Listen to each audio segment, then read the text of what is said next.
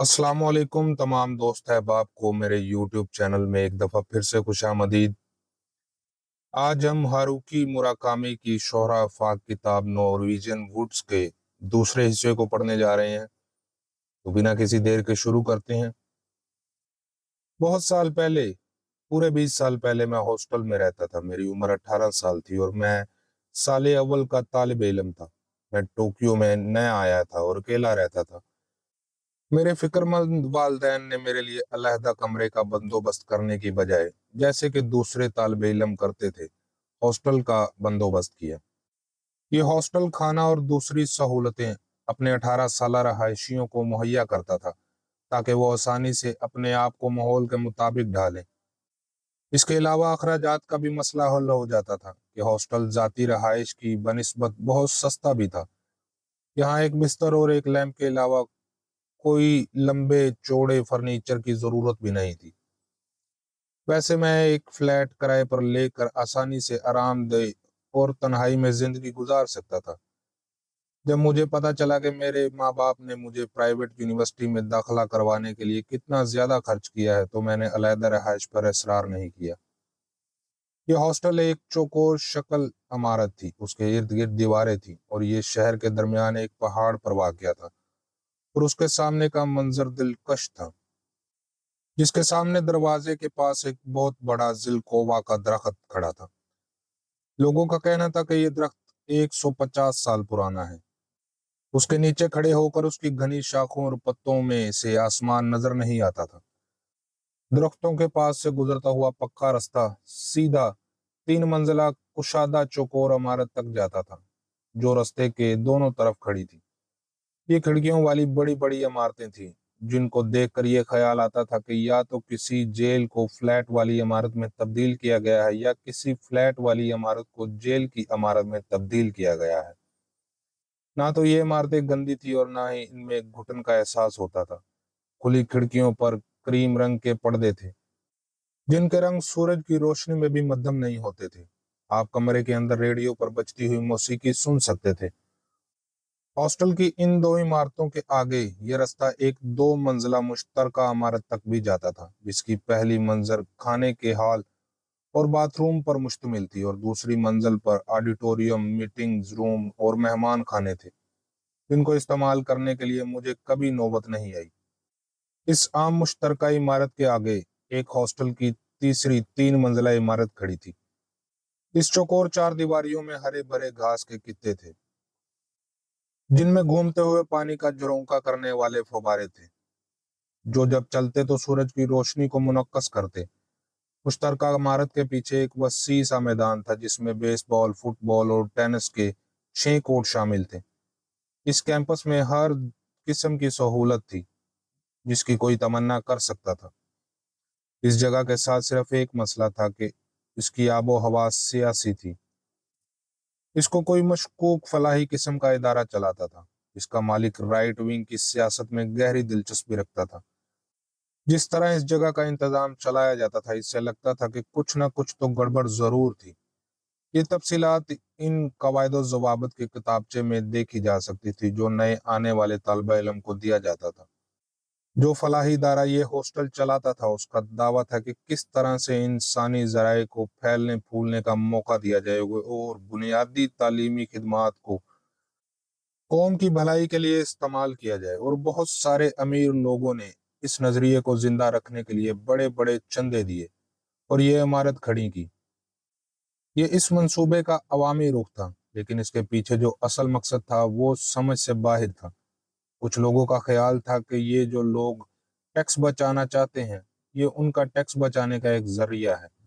कुछ कहते थे कि ये सस्ती शोहरत हासिल करने के लिए इश्तिहारी जरिया है, और कुछ कहते थे ये अवाम कोई महंगी जगह पर कब्जा किया गया है। लेकिन एक बात यकीनी थी कि हॉस्टल में एक मराहत याफ्ता तालिब इल्म का गिरोह था, जिनका ताल्लुक मुख्तलिफ यूनिवर्सिटियों से था। इन्होंने मुतालियाती गिरोह बना रखा था। वो महीने में कई दफा मिलते, जिनमें कभी बानी अरकान भी होते।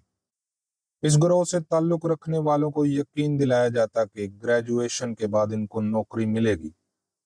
मुझे नहीं पता कि उनमें से कौन सी बात दुरुस्त थी, लेकिन एक बात के बारे में सब मुत्तफिक थे कि ये जगह मशकूक थी। बहरहाल मैंने 1968 से लेकर बहार 1970 तक 2 साल गुजारे।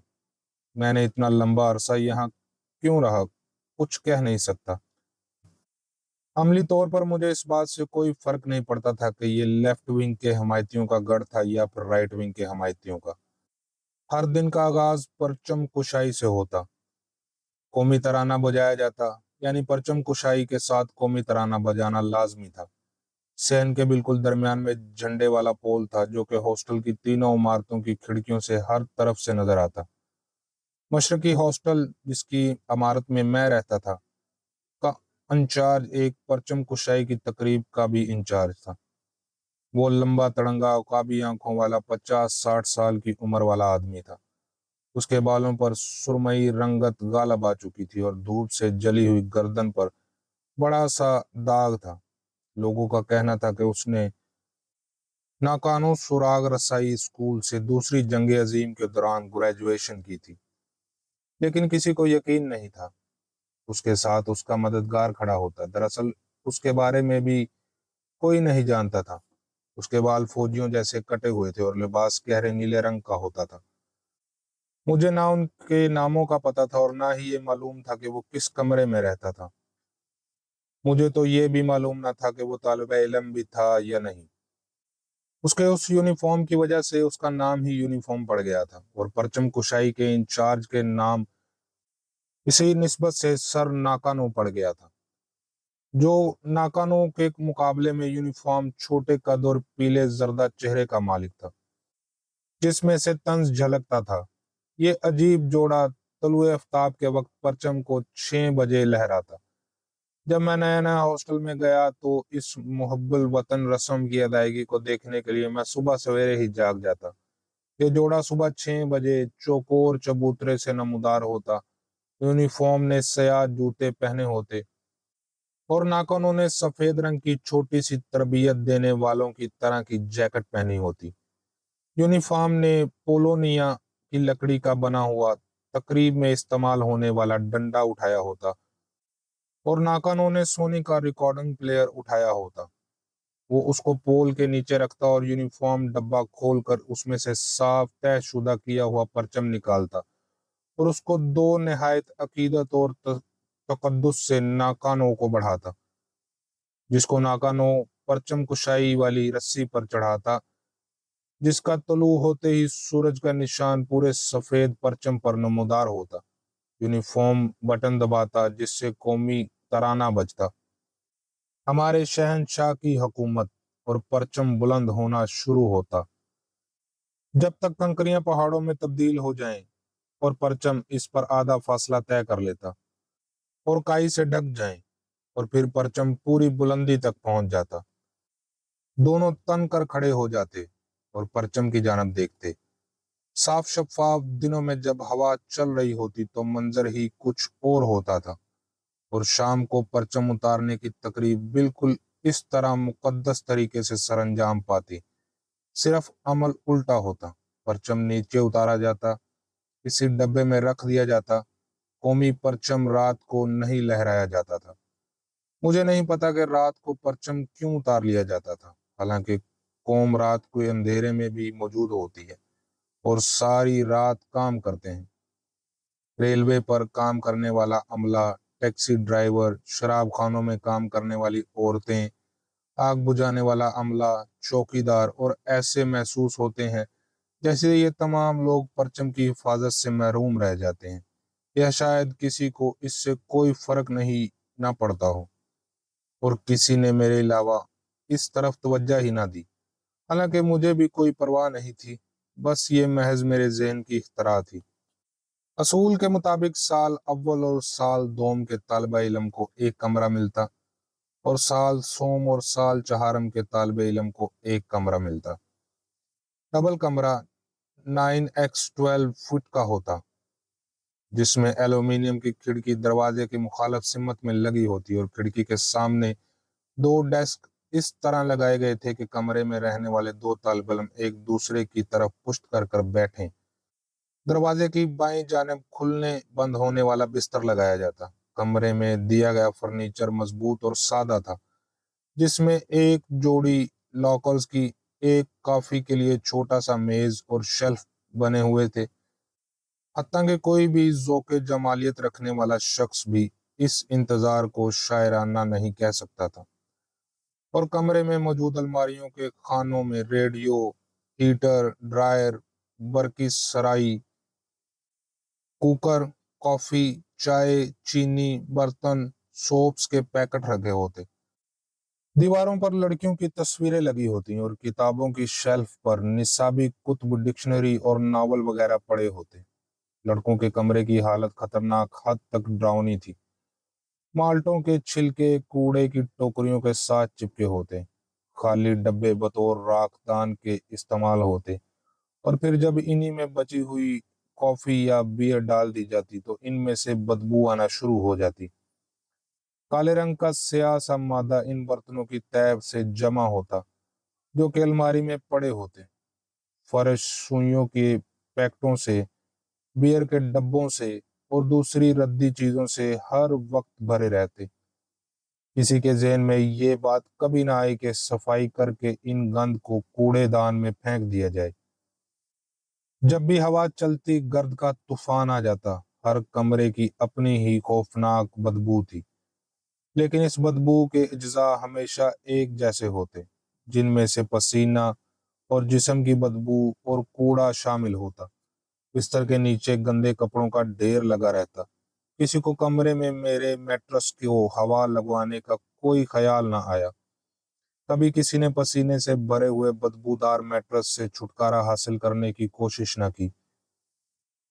ये भी अजीब बात है कि गंदगी इन ढेरों की वजह से कभी कोई वबाई मर्ज नहीं फैला। दूसरी तरफ मेरा कमरा किसी मुर्दा खाने की तरह साफ था। खिड़कियों और फर्श बेदाग, मैट्रेस को हर हफ्ते हवा लगवाई जाती, कलमदान में पेंसिल रखी होती। हालांकि महीने में एक दफा खिड़कियों के पर्दे भी धोता। मेरे साथ रहने वाले लड़के को सफाई का खब्त था।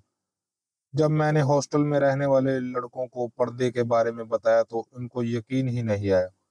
उनको इस बात का पता ही नहीं था कि पर्दों को भी धोया जाता है। उनको यकीन था कि पर्दे दरअसल खिड़कियों का ही हिस्सा होते हैं। वो कहते कि इस लड़के का दिमाग खराब है, या वो नाजी है, या जर्मन की मिलिशियाई फौज का रुकन होगा। हमने कमरे में तस्वीरें भी नहीं लगा रखी थी। हमारे कमरे में सिर्फ एम्स्टर्डम की एक नहर की तस्वीर थी। मैंने दीवार पर एक उरिया तस्वीर लगाई, लेकिन मेरे साथी लड़के ने उतार दी।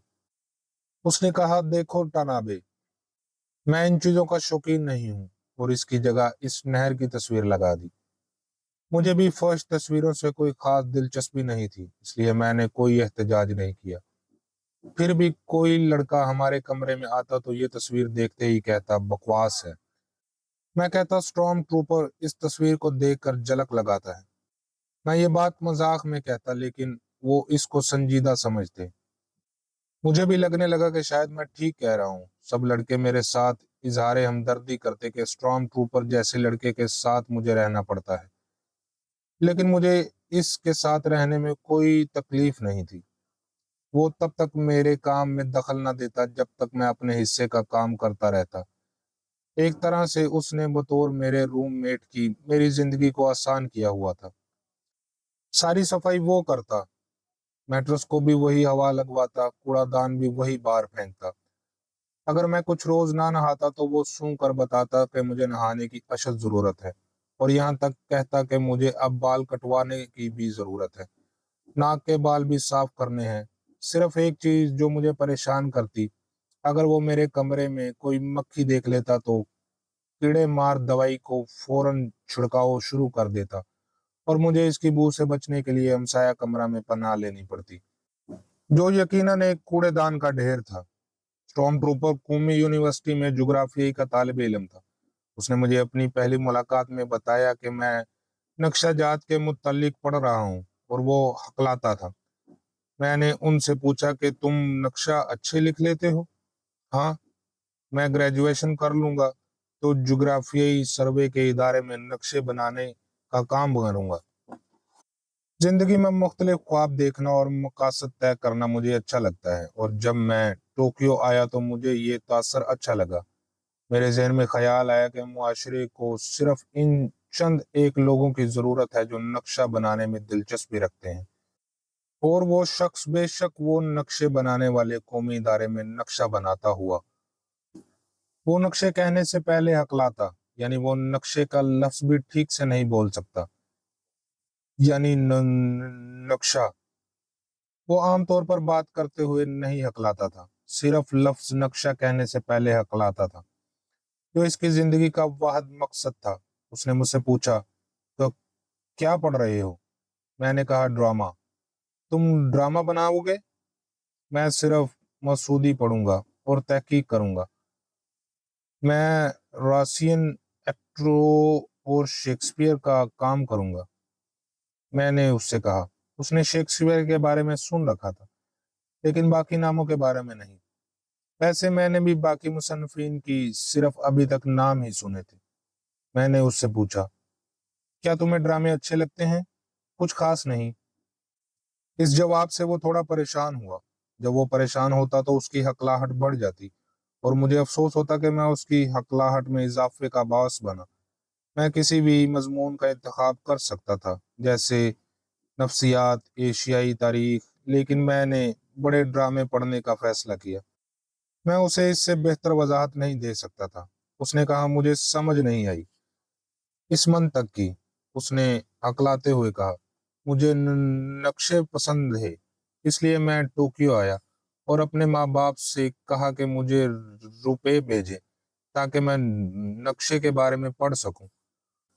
लेकिन तुमने ऐसा नहीं किया। क्या कह सकता हूँ मैं इस बारे में?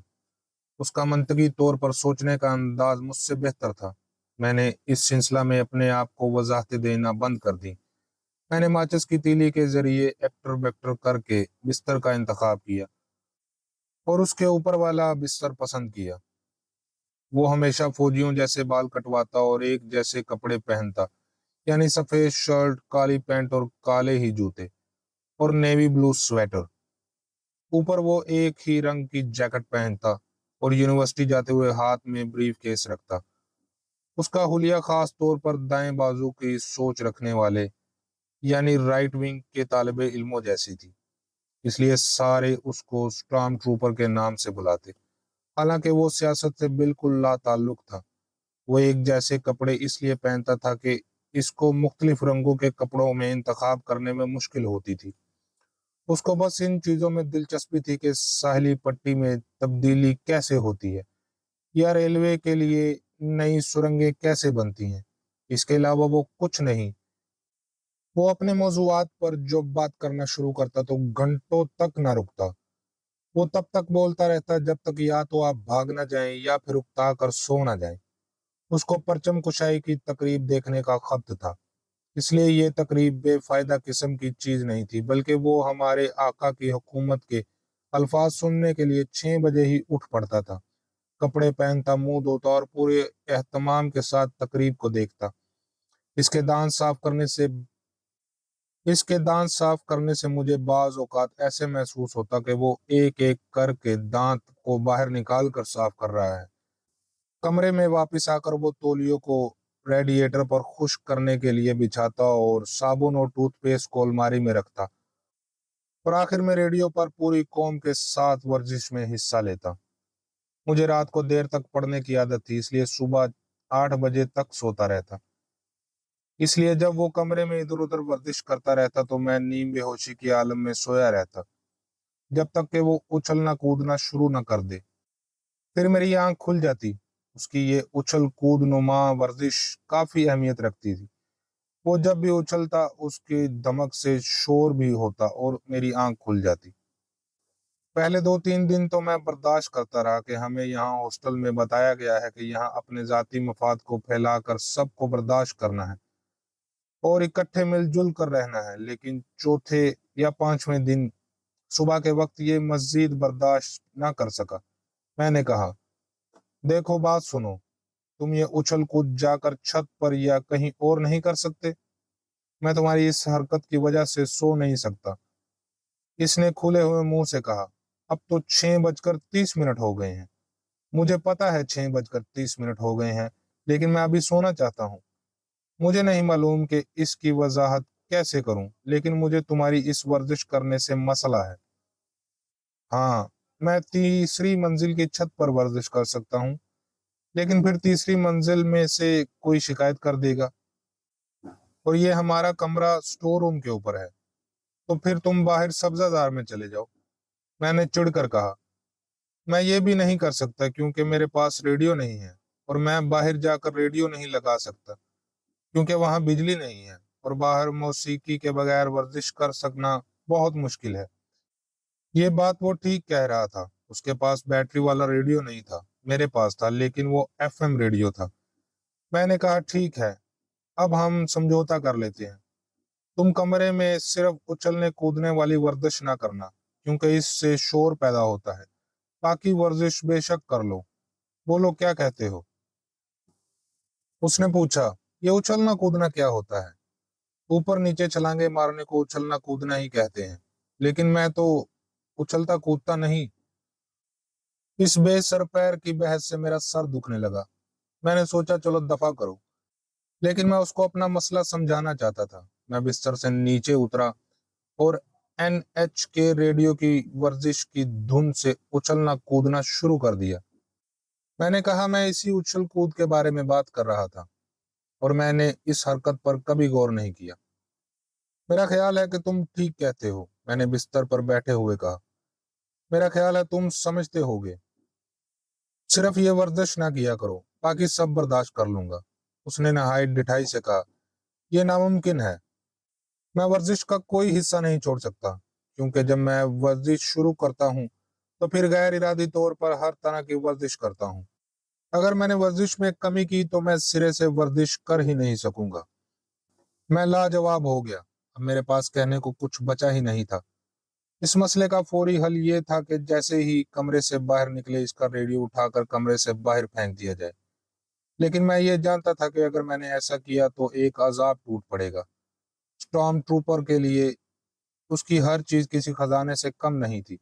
جب اس نے مجھے بستر پر بے بسی کے عالم میں بیٹھا دیکھا تو مسکرایا اور مجھے تسلی دینے کی کوشش کی۔ سنو ووٹا نابے، تم بھی میرے ساتھ ورزش شروع کرنا کیوں نہیں کر دیتے؟ اور یہ کہہ کر وہ ناشتہ کرنے کے لیے چلا گیا۔ ناؤکو اسٹارم ٹروپر کی اور اس کے ریڈیو پر ورزش کرنے کی آواز سن کر کھل کر ہنس پڑی۔ میں اس کو خوش کرنے کی کوشش نہیں کر رہا تھا، لیکن جب وہ ہنسی تو میں بھی ہنسنے لگا۔ بے شک اس کی ہنسی کسی جگنو کی روشنی کی طرح متحرک تھی، لیکن مجھے اس کو اتنی دیر کے بعد ہنستے ہوئے دیکھ کر بہت خوشی ہوئی۔